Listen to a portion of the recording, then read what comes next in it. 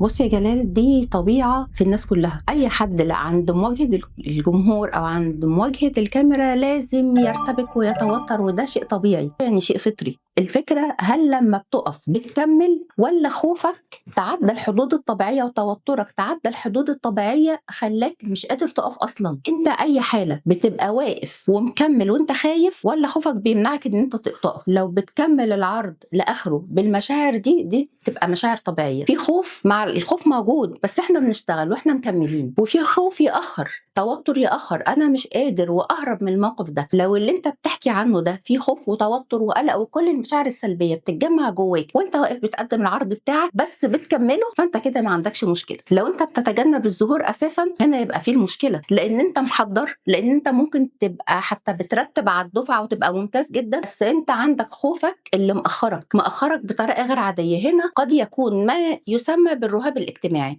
بالخوف من المواجهة. ولو أنت كده هتلاقي الصورة دي موجودة في حياتك في مواقف كتيرة جدًا، مش بس وأنت بتقدّم العرض بتاعك.